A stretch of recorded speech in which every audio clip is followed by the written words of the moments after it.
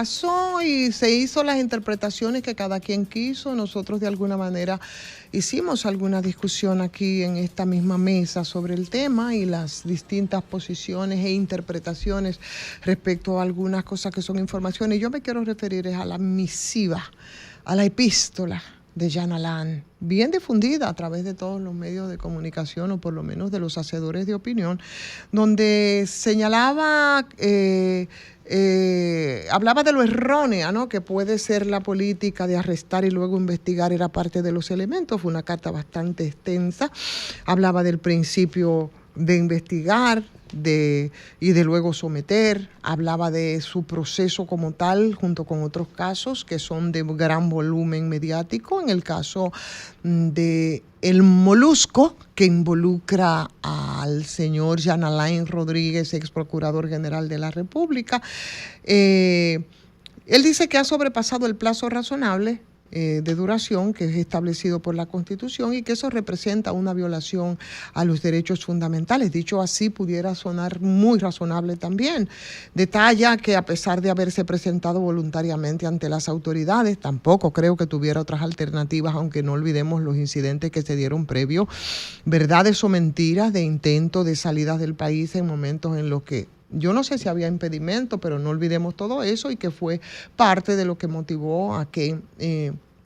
cuando se conocieron las medidas de coerción se optaran por poner tras las rejas a Jan Alain, que también creo yo en lo personal debe ser el último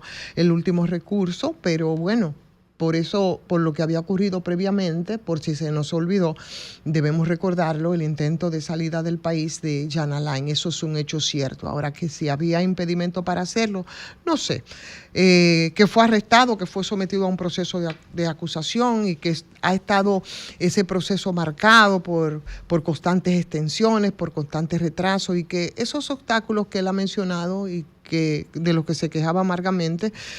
bueno, pues se encuentra la negativa de entrega de la carpeta fiscal y pruebas de descargo, la entrega de archivos digitales defectuosos, dice a él, en lugar de documentos físicos, y que eso ha impedido el adecuado ejercicio de su defensa, entre otros argumentos de Jan Alain Rodríguez respecto a eso. Y la verdad, yo a veces hay muchos manejos, y era algunos de los elementos que yo decía respecto a esto.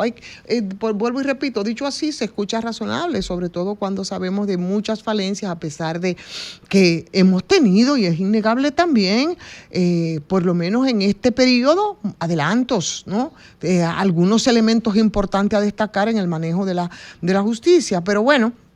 a veces dentro de las batallas que hay que librar en la vida, a veces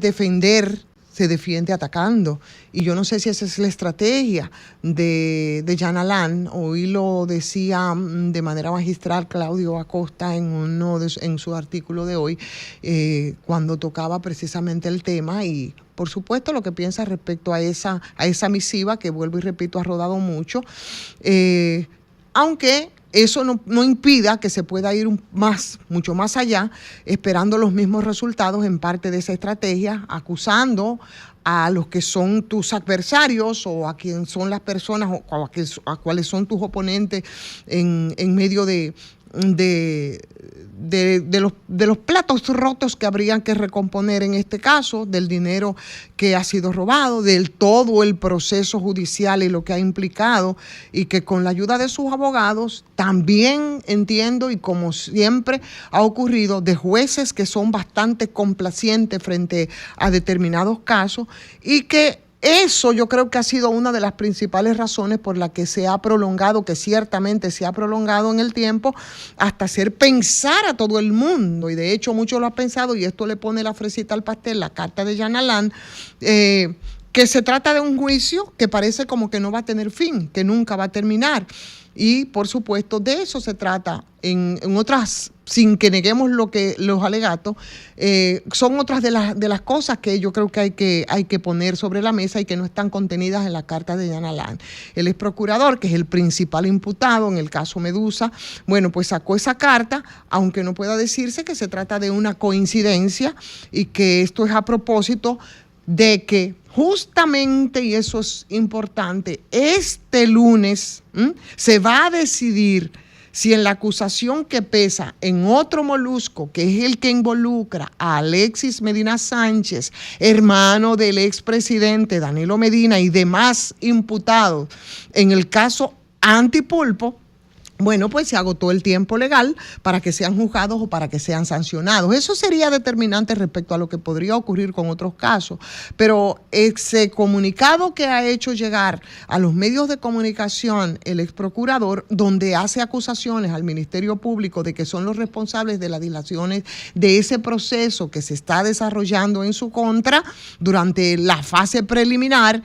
también hay que decir que tuvo 94 reenvíos y que, por supuesto, en esa comunicación nos dice que la principal causa, sería interesante que nosotros también lo tengamos como parte del dossier, la principal causa de dilación, tal y como lo dice el documento, y como lo había dicho incluso Participación Ciudadana en algún momento, fue la lectura de ese extensísimo expediente que tiene 12.774 páginas y que eso tomó casi, provocó 45 aplazamientos, a pesar de que el Código Procesal Penal solo manda que en audiencia preliminar se lean las partes que son relativas a los hechos y a la calificación jurídica, lo que en este caso nos pudo ahorrar mucho tiempo porque eso se resumía en 1.300 páginas, no en las 12.774 que se leyeron respecto al caso del expediente Ayana Land. Y ustedes recordarán también, porque tenemos una memoria muy corta, que hubo muchos intentos del Ministerio Público para convencer al juez de que esa lectura se abreviara, pero no se hizo. Decidió entonces complacer a la defensa, muy buena defensa, debo decir, la contratada por Ayana Land, abogados buenos, que cuestan caro, evidentemente, y que no todo el mundo podría tener acceso, y que además es legítimo lo que ellos hacían, pero el juez decidió que complacer a esa defensa, complacer a la petición de que la acusación se leyera completica, y tuvimos que chuparnos el tiempo que implicaba leer esas 12.000 y pico de páginas. Se hizo y los resultados están ahí, y ahora Ayana Land quiere aprovechar, ¿verdad?, para anunciarnos que muy pronto también él estaría en condiciones de alegar la extinción legal